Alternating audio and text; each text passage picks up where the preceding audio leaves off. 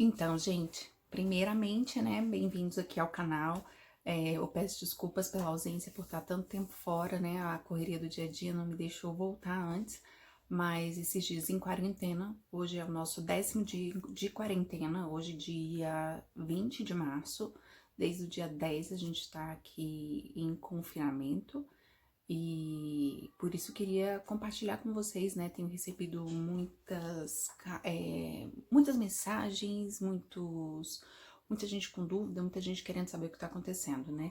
Como eu tô ali no Instagram todos os dias, eu tenho mostrado como tem sido esses dias de muitas incertezas, dias de muita ansiedade, de tentar distrair as crianças, enfim. Acredito que aí no Brasil também esse momento já está chegando, né, de quarentena, ainda não obrigatória como aqui, mas um momento difícil. Então vamos começar do começo, né? Primeiramente, aqui o avanço da história do vírus foi muito rápido, né? O primeiro caso foi detectado no dia 31 de janeiro e até o dia 8 de março a coisa parecia que estava controlada, né? Dia 8 de março foi o dia em que, inclusive, teve as manifestações, o dia 8 de março, o Dia da Mulher, Dia Internacional da Mulher. Então, as ruas cheias de gente, as pessoas se reunindo, vida normal para todo mundo aqui, né? Tinha aquele cuidado, as pessoas que tinham algum sintoma, a sanidade pública aqui, né? Você ligava para um telefone e eles iam até sua casa fazer o exame. Se você tivesse algum problema, se desse positivo, você ficaria em casa de quarentena. E você e seus familiares. Então, até aí, tinham 500 casos no dia 8 de março, a gente pensava que a coisa estava aí controlada, né? Mais de um mês entre o primeiro caso e se pensava que estava tudo ok. No dia 9, a coisa começou a subir. Inclusive em Murcia, que é a cidade que eu moro, não tinha nenhum caso até o dia 8 de março. O primeiro caso foi detectado no dia 8 de março, à noite, inclusive. Lembro que eu gravei um vídeo, porque algumas pessoas estavam me perguntando como é que tá a situação na Europa, como é que tá a situação na Espanha. E eu acompanhando a situação da Itália com temor, mas juro que eu nunca imaginei que pudesse acontecer isso aqui. Para vocês terem ideia, hoje são 25 mil casos na Espanha. Hoje é 20 de março, são mais de 25 mil casos. Mais de 1.300 pessoas já morreram por conta do coronavírus e cerca de 2.000 pessoas já tiveram altas, já foram recuperadas, né? Já estão recuperadas. E eu não sei se eu tô sendo um pouco confusa para falar das informações, mas assim, eu tô até tentando, porque é muita coisa, né, para falar. E esse negócio de estar fechado dentro de casa, pelo menos pra mim, me causa muita ansiedade, muita agonia, né? Eu ia falar agóbio, né? A palavra em espanhol. Mas a verdade é que tem sido, assim, um tempo difícil, né? Não é fácil. Ficar em casa não é fácil. E principalmente rodeado, assim, de tantas incertezas. Então, vamos recapitular, vamos voltar. No dia 8, teve essas manifestações. No dia 9, segunda-feira, foi que eu comecei a ficar preocupada. Tô falando da minha situação, né? Porque a maioria dos casos, desses 500 casos, eles eram em Madrid, né? Mais da metade dos casos eram em Madrid. Em Múrcia não tinha chegado. Chegou um caso, comecei a ficar um pouco preocupada. Onde eu trabalho, eu tenho contato com o público, tenho contato com estrangeiros, então eu comecei a ficar um pouco receosa. E nesse dia eu fui ao mercado e vi que estava faltando coisas no mercado já. As pessoas começaram a comprar. Eu vi gente com carrinho assim, cheio, carrinho de supermercado. Esses carrinhos de supermercado assim, de lata de atum, por exemplo, de papel higiênico. E aquilo começou a me assustar um pouco. Eu até falei pro meu marido, olha, vou fazer umas comprinhas aqui, porque eu fiquei com medo, né? Por se acaso. Vai que, enfim. Então a gente fez algumas compras nesse dia. Na terça-feira, meu marido também fez compras, e isso a gente seguindo com a vida normal, tentando tomar mais cuidado, já não tinha álcool gel em lugar nenhum para comprar nessa altura do campeonato, a gente tinha em casa, eu sempre tenho, mas claro, queria comprar mais e não tinha. Em seguida, isso foi na terça. Quarta-feira, já tava começando a pensar em suspender as aulas. E foi o dia que eu acho que suspendeu em Madrid. Demorou um pouco, né, na verdade, assim, pra tomar as precauções. Não demorou tanto quanto demorou na Itália. Na Itália, demorou muito pra fechar tudo. Mas, como já tinha o exemplo da Itália, eu acho, na minha opinião, que podiam ter fechado antes. Mas, enfim, quarta-feira fechou em Madrid. Na quinta-feira, na quarta-feira à noite, eu já falei pro meu marido, eu falei, não vou mandar mais as crianças pra escola, eu tô preocupada. E ele, não, manda, e eu, melhor não. A Sofia tinha prova na quinta-feira, eu falei, tá, a Sofia pode ir, porque já tem 9 anos, lava a mão, sabe o que tem que fazer as coisas, agora o Fernando com 4, não vou levar não. Não levei o Fernando pra escola nesse dia. E a Sofia foi pra escola nesse dia, voltamos. Na sexta já foi decretado que a partir de segunda já não ia ter mais aula em Múrcia. E no sábado foi decretado o estado de alerta, de alarme. Então, a partir de segunda, nada mais ia funcionar. Só que aqui na região de Múrcia, eles já tinham decretado isso antes. Eles decretaram em Múrcia na sexta-feira.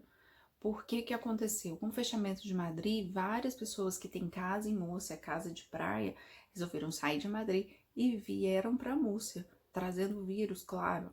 Então, por isso foi determinado pelo presidente da comunidade, que seria como um governador, que Múrcia iria fechar antes. Então, na sexta-feira, Múrcia já era para estar fechada. Então, fui fechando o comércio, fui fechando bares, restaurantes, porque praias, parques, enfim, fechando tudo. Eu tenho visto muita gente no Brasil comentando assim, já começou a quarentena, mas as pessoas estão saindo pra... Estavam, né? Agora menos, eu acho, porque muita coisa já fechou, mas saíam pra ir ao shopping, saíam pra ir ao parque. Aqui não pode. Aqui não pode, em hipótese alguma. Aqui se pode sair para fazer compra no mercado, uma pessoa por família, para ir à farmácia, para ir até um centro de saúde, né? Se você precisar de atendimento médico. Para levar o cachorro para passear, quem tem cachorro, mas assim, é uma pessoa, tem que ser rápido, não é aquela coisa, vou passear com o cachorro. E levar o lixo, porque aqui, diferente do Brasil, você não tem nos prédios, assim, um quartinho que você vai lá e coloca o lixo e vem um zelador, um funcionário e leva até a lixeira, até o container. Não, aqui cada um é responsável pelo seu lixo, você tem que descer seu lixo, né?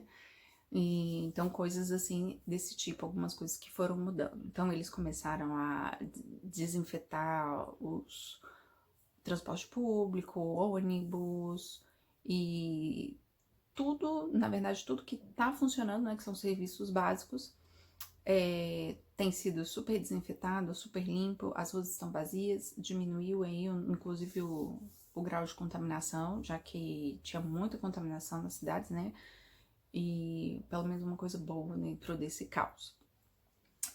Até deixa eu ver o que mais que eu vou falar pra vocês, assim. Assim, e quem pode sair, claro, quem vai trabalhar. E você tem que provar que você tá em alguma dessas condições, porque a polícia tá nas ruas, as forças de segurança, inclusive as forças militares, e eles podem te parar e pedir seu documento. Por que você tá na rua? Se você não provar que você tá fazendo alguma dessas atividades, que seja compra, que você tá indo ao médico, que tá indo trabalhar, você pode ser multado. Inclusive, você pode ser preso, né? As multas vão desde 100 euros até 60 mil euros se você estiver colocando a saúde de outras pessoas em risco. Então, em toda a Espanha, né, desde segunda-feira passada que começou e em Múrcia desde sexta-feira, né, 2 dias antes, começou esse estado de alerta, de alarme, aí já até me esqueço como fala. Mas é uma situação onde o Estado ele determina se você pode ir ou não aos lugares. Então, assim, a gente não pode descer. A gente tá no prédio, a gente não sai, a gente não desce para passear, mas é ar puro, é parquinho, não, a gente não desce. E acredito que isso também se deve ao fato das pessoas não saberem bem como que o vírus, como que ele se comporta, né? Não se sabe se ele fica na roupa, se ele fica no cabelo, enfim.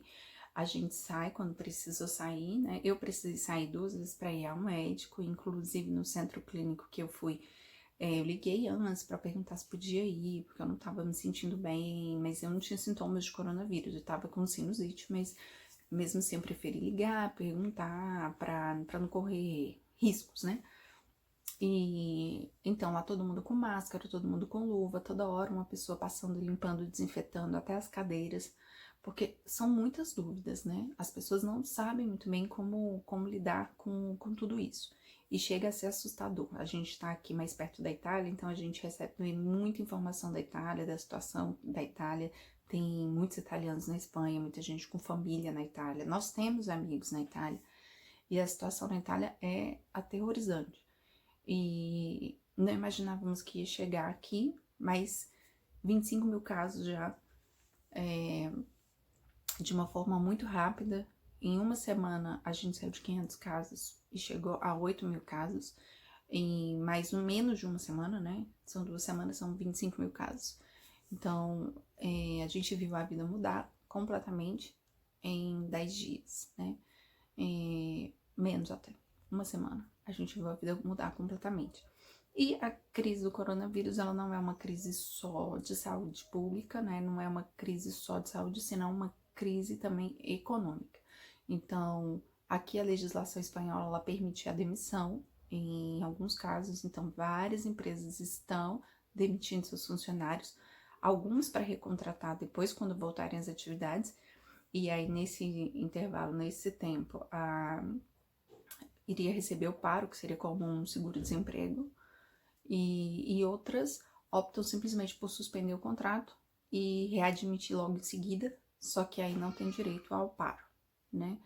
Então, muitas incertezas, né? Um momento assim de crise que todo mundo está vivendo, as contas não param, então por isso o governo tomou também várias atitudes em relação à questão econômica, isenção de algumas taxas, vão deixar algumas taxas para serem pagas depois, as hipotecas, né, os financiamentos, as pessoas que têm financiamento de imóvel vão poder pagar depois, conta de água, conta de luz. Tem algumas medidas que dependem também da região, mas de uma maneira geral, que o governo central determinou algumas formas para poder minimizar os efeitos dessa crise que a gente sabe que é muito grande.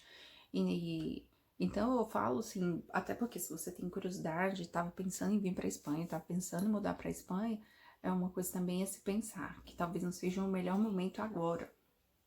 É um momento de crise, não sei como as coisas vão ficar no Brasil também, né? No Brasil também tem crescido muito rápido, mas aqui no momento não é muito bom. E inclusive pra gente, assim, um momento de muitas incertezas, a gente fica muito tempo em casa tentando entreter as crianças, tentando estudar um pouco, tentando fazer coisas que a gente nunca tem tempo de fazer, mas a verdade é que a gente tem... São muitas incertezas, a gente não sabe como que vai ser o amanhã, né? Hoje a gente tem trabalho, amanhã não sei se vou ter trabalho. E tudo isso, claro, dá medo, a gente não sabe como as coisas vão se desenrolar nesse tempo. E, de toda forma, eu acredito que o melhor lugar pra gente estar, apesar da Espanha ser o quarto país com mais infectados pelo coronavírus, eu acho que eu me sinto mais segura aqui do que se estivesse no Brasil. Porque a saúde da Espanha ela é excelente, ela é a terceira melhor do mundo, o atendimento é muito bom, os profissionais são muito bons. Não que no Brasil não seja, pelo contrário. Inclusive, minha mãe é enfermeira, trabalha no hospital público. Tenho várias pessoas que são profissionais maravilhosos, mas a gente sabe que o que não funciona no Brasil, na saúde pública, é justamente a questão da gestão, né? Então, tem um problema muito grande, o SUS ele já não dá conta do problema hoje, ainda mais com uma pandemia. Para mim também demorou muito para cair a ficha do porquê esse alarde todo, fechando o país, fechando fronteiras. E a verdade é que demorei a entender a questão da curva. Não sei se vocês devem saber já, porque isso já está sendo bastante divulgado, né? A questão do pico, né? Do que o sistema público de saúde, não só o sistema público, mas o que o sistema de saúde aguenta e a quantidade de pessoas infectadas, né? Então, o ideal é, em vez da curva ir assim, né? Que onde várias pessoas adoecem ao mesmo tempo, que a curva seja mais longo né, seja mais longo e que assim o sistema de saúde consegue atender a todas essas pessoas que foram infectadas, né? Ou seja, deixar que a infecção, que o vírus circule por mais tempo do que para que o sistema de saúde consiga atender. Não sei se ficou muito claro. Mas, enfim, gente, é isso. O vídeo é para dividir mesmo a experiência de como tem sido. Não sei se falta alguma coisa. Demorou ter essa consciência, né? E também é um dos motivos também de eu gravar para vocês, porque no Brasil tá demorando muito para algumas atitudes serem tomadas, a não ser os próprios governadores, alguns governadores que já estão tomando as atitudes, né? Aqui não foi assim. Aqui tudo foi proibido, inclusive antes de decretar, de fechar, por exemplo, as lojas, eles já proibiu, por exemplo, a reunião de 50 pessoas ou mais. Então, cultos, missas, tudo isso foi fechado, tudo isso foi cancelado.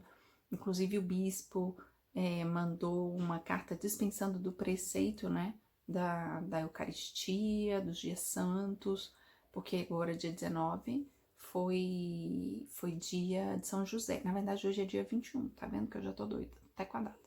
Dia 19 de março foi dia de São José, Dia dos Pais, ninguém pôde visitar os pais, né? E tudo por telefone, tudo por videochamada.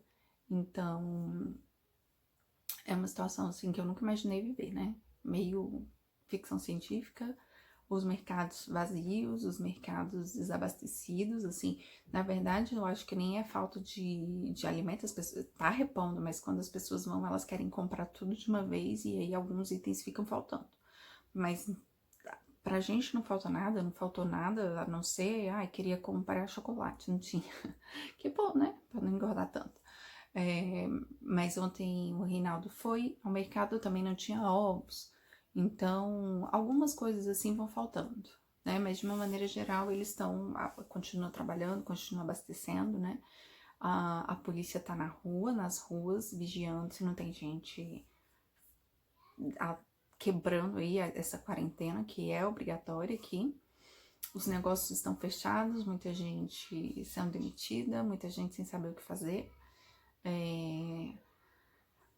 Todos os dias 8 da noite a gente vai para as varandas, vai para as janelas, bate palma, canta para agradecer aos profissionais que estão trabalhando, não só os profissionais de saúde, mas os profissionais de várias áreas, os entregadores, os atendentes, as pessoas que trabalham nos mercados, as pessoas que trabalham nas farmácias, são muitos os trabalhadores, né? E tudo isso a gente tem que agradecer a eles também, porque eles estão aí mais expostos do que nós que podemos ficar em casa. Então, se você pode ficar em casa, fique em casa. Não exponha sua família, não. E é ficar em casa mesmo, gente. Não é ficar em casa e reunir com os amigos. É ficar em casa, né? É difícil, é complicado, mas se Deus quiser, quanto antes cada um fizer a sua parte, a gente sai dessa logo. E eu falo, nós estamos mais ou menos uns 10 dias de diferença do que teve na Itália. E até agora parece que não chegou ainda no pico na Itália. E aqui disseram que em 3 semanas chegaria ao pico. No Brasil deve demorar mais ainda, então acredito que esse vídeo também vai servir para quando vocês estiverem, talvez numa fase de um confinamento já compulsório, né, obrigatório. E é isso, se vocês quiserem perguntar alguma coisa, deixem aí nos comentários, que eu me comprometo a fazer mais vídeos esses dias, até porque como eu tô em casa, eu tenho tempo para fazer isso, para compartilhar algumas coisas com vocês. E espero ter ajudado, né? Lembre-se, não é uma gripezinha, é sério. As pessoas infectadas ficam com algumas sequelas. A taxa de mortalidade ela é baixa em pessoas com baixo risco, mas mesmo as pessoas que não têm nenhuma doença crônica, pessoas jovens, têm sido afetadas. Algumas pessoas já faleceram aqui na Espanha, pessoas jovens sem nenhuma doença pré-existente, então são muitas dúvidas, né? Não se sabe exatamente onde isso vai chegar. Então é isso, fiquem em casa, lava a mão e até a próxima, pessoal. Que a gente saia dessa com mais força, né? E aproveita, dá o like aí e Se inscreve no canal também, que isso me ajuda bastante, tá bom? Até mais, gente. Um beijão, tchau, tchau.